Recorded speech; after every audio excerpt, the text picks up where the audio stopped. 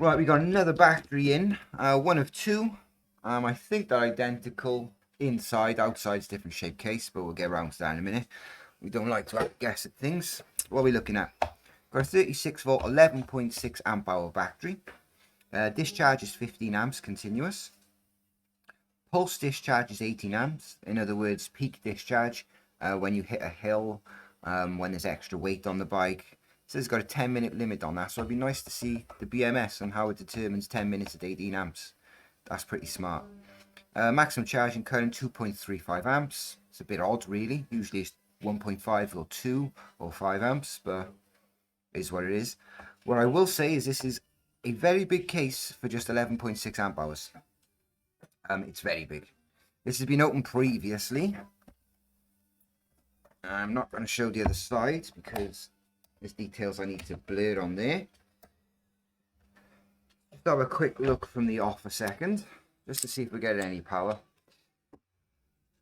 This one is already open, so opening this won't be an issue. I'm just curious to see if we get anything at all. Started off with 7 if you spotted it keenly. It dropped down to 2.1.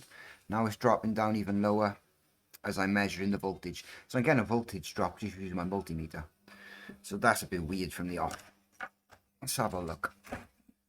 As in, if it can't take the load of my multimeter just testing it, it's not going to take the load of a controller, or at least the capacitors drawing enough current to fill themselves up.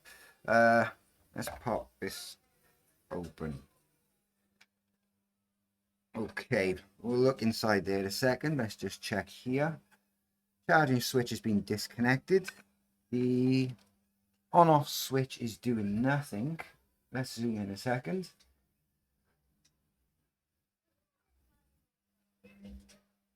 Let's see if we can get right in there. There you go. So yeah, on-off switch, 3-way, not connected to nothing. Obviously it's one for a backlit switch. We'll put that to the side a second.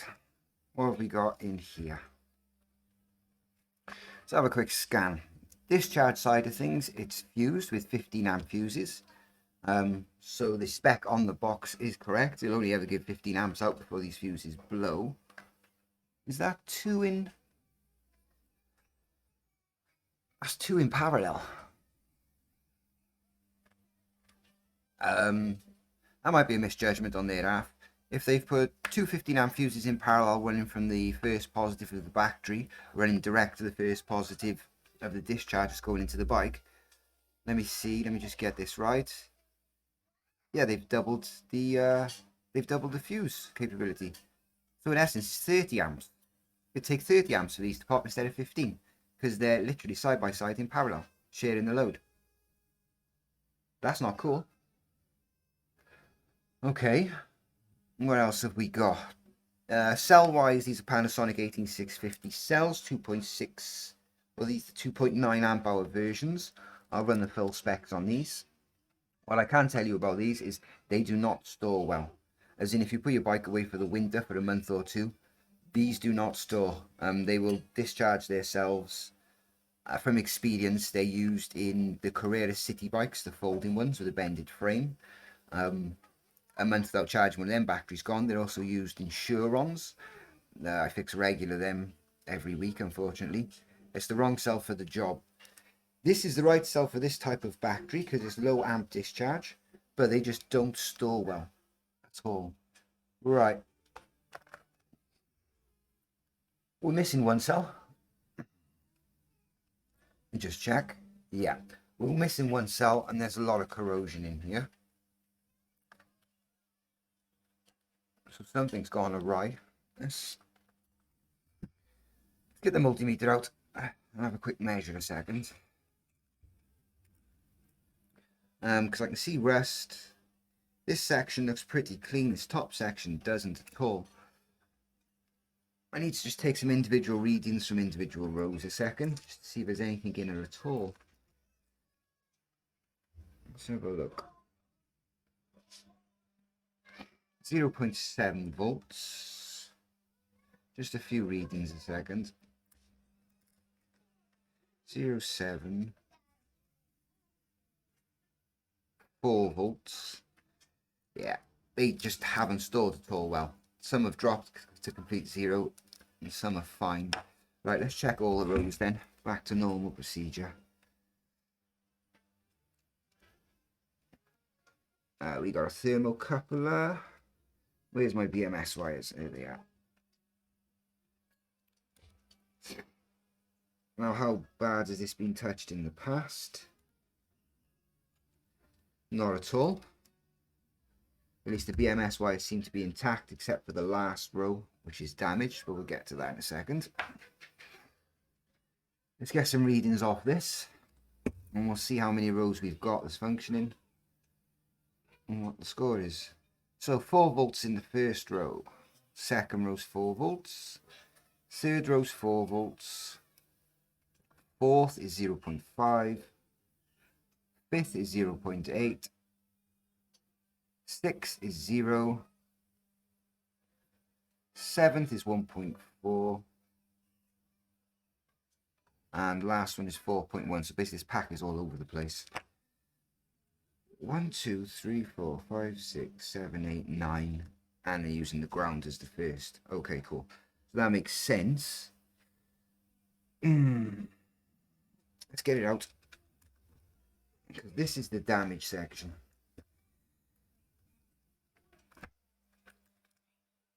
Has this been out before? I think it might have. Where did the water get in is the question, because if it just damaged there, that's there. That's the base of the battery. How did the water get in? Okay, what I'm going to do is remove this safely second. I'm just going to push pause, and there's no mystery in this one, so we don't have to keep it looping. I'm just going to pause a second while I just take these packs out, separate this top 3 blocks away from the what I see is good, and then we'll see what's workable from there. Right, we're back. It's all out of the case. I've divided the blocks up so we can examine them separately. What I did notice when removing the BMS, that seems to have some water damage on it as well, which would make sense because I've kept them all positionally how they were inside the case, which means the BMS rested up by here. This is where the main water damage is. I can visually and hypothetically, it's not a far stretch to say that's where the water damage is. I will confirm and show you shortly, but needless to say, either these did not store well or the water damage has drained them down. So what we're going to do next is check each row. There's 10 rows of 4. I'll pick up the first block. As you can see, 4 batteries per block, and there's 10 blocks. 3.6 times by 10 gives you a 36 volt battery. So we'll check each one. What we're hoping for is at least more than half of the pack is good. If more than half the pack is good, then a repair, we can consider that as adding new cells to repair. If half or less than half of the pack is no good, it's not worth repairing. Basically building a whole new battery at that point. So, first row, multimeter in focus. Cool. First row is 4.083. Second block is 4.081. Within 100 millivolts of each other is fine. Third block is, I can move my hands, 4.085. So them 3 blocks are fine, and I would consider working with them again. There's no visual water damage. Everything seems to be intact there. Next block, we have 0.478 on the 4th block. 5th block is 0.9. 6th block is 1.1. These 2 blocks are no good. 7th block is 0.5. Also no good.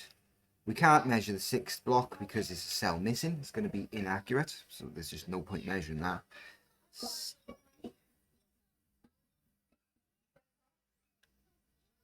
9th block, are we on? Yeah. 1, 2, 3, 4, 5, 6, 7, 8. Yep. 9th block is 4.1, so that's fully charged. And the last block is 4.1. So we have, let me total them up, 1, 2, 3, 4, 5 good blocks, the rest is bad. 6 good blocks, sorry, and the rest is bad. The BMS is water damaged. Yeah, it's atrocious at the back, to be honest. Mainly around the discharge side of things, but definitely visible water damage.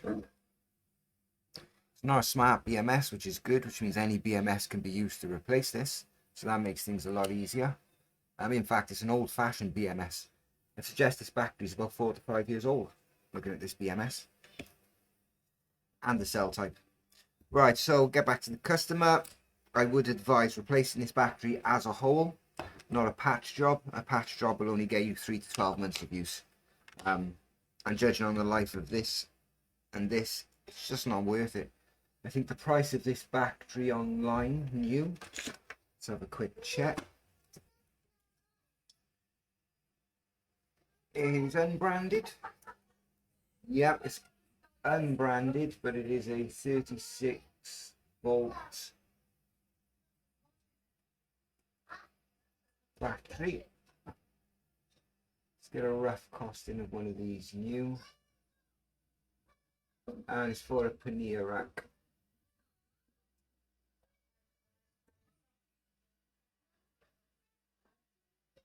"36 volts, 13 amp hours. That is too expensive. Let's try and keep it exactly like for like a second. 11 amp hours, like for like. That's better. And you don't want to know the price. Price is ridiculous on these, as usual. The amount of parts inside there doesn't equate to the price they're charging. Just for an instance, looking at a 36 volt 11 amp hour style rear rack electric bicycle battery with Samsung cells inside is a ridiculous 549 euros. What else is there? A 36 13 amp hour, slightly higher spec, 284 euros. That's the X-Go battery, that's slightly better priced. But again, still overpriced for 13 amp hours. A lot more could be fitted inside one of these if necessary. So we'll leave it there, get back to the customer. Advised on a resale, and leave the decision up to them.